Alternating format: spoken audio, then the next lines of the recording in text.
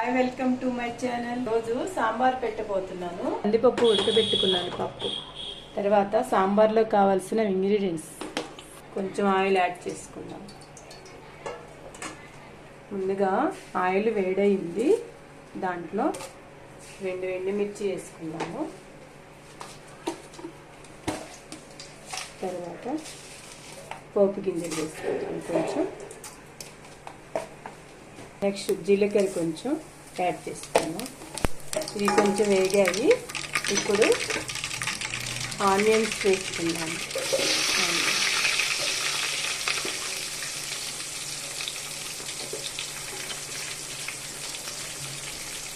తర్వాత పచ్చిమిర్చి ఇవి కొంచెం వేగాలండి.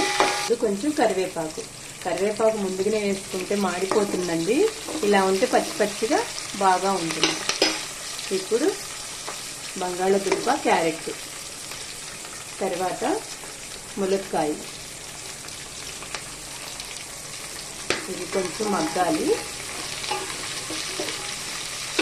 ఇది కొంచెం బాగా వేగాలి చేయాలి. కొంచెం పసుపు ఆల్రెడీ ముందు పప్పులో వేసేసాను.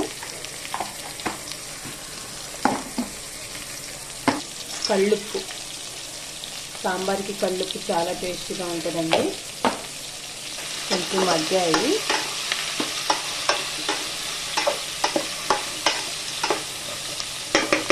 ఇప్పుడు టమోటాస్ కట్ చేసుకున్నాం కదండి, ఇది కూడా యాడ్ చేసుకోవాలి.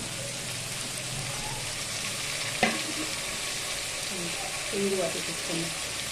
కొంచెం టేస్టింగ్ కోసం ఇంగువ వేసుకోవచ్చండి.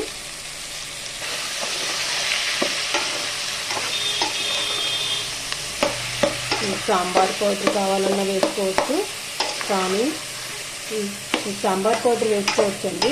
కానీ నేను ఇంట్లో జీలకర్ర కొంచెం మెంతులతో తయారు చేసుకున్న పౌడర్ ఉంది, అది యాడ్ చేసుకుంటాను. ఇది నేను తయారు చేసుకున్న జీలకర్ర కొంచెం మెంతులతో చేసుకున్న పౌడర్ అండి, అది నేను యాడ్ చేసుకున్నాను. బాగా టేస్టీగా ఉంటుంది, పిల్లలకి బాగా అరుగుదల కూడా ఉంటుంది. ఇప్పుడు వేగాయండి, యాడ్ చేసుకున్నాము. పప్పు వేసుకున్నాం కదా, ఇప్పుడు ఈ పప్పు బాగా వేగాయి అనుకోండి, సాంబారు 2 days అయినా మంచిగా ఉంటాయి, స్మెల్ రాకుండా బాగుంటాయండి. ఎండలకి ఇలా పప్పు వేయించుకున్నాం అనుకోండి, మనం మంచిగా టేస్టీగా బాగుంటాయి అన్నమాట. పప్పు వేగుతుంది కదండి, చింతపండు పులుసు రెడీగా పెట్టుకున్నాను. పప్పు కొంచెం బాగా వేగిందండి.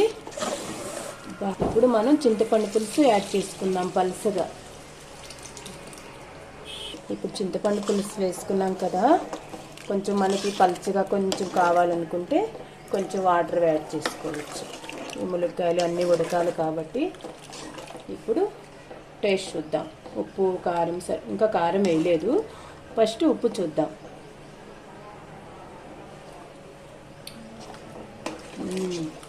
రెండు స్పూన్లు కారం, స్పూనున్నర సరిపోతుందిలేండి, మిర్చి వేసుకున్నాం కదా.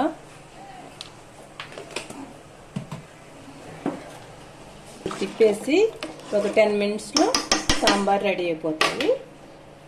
కొంచెం సేపు మూత పెట్టేద్దామండి. బాగా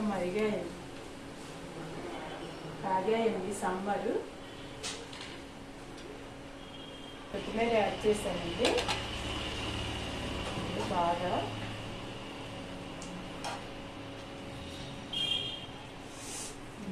2 నిమిషాలు మూత పెట్టేద్దాం. 2 నిమిషాలు అయిపోయాయండి. వావ్ వావ్, ములక్కాయ సాంబార్ రెడీ. ఈరోజు సాంబార్లోకి నేను దొండకాయ ఫ్రై కూడా చేశాను, కానీ ఈ ఇంగ్రీడియంట్స్ అన్నీ మీకు చూపించడానికి నాకు టైం లేదు. నీకు దొండకాయ ఇష్టం కదా.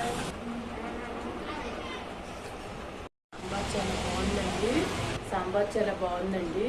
మీకు కూడా నచ్చితే లైక్ చేయండి, షేర్ చేయండి, సబ్స్క్రైబ్ చేసుకోండి ఫ్రెండ్స్.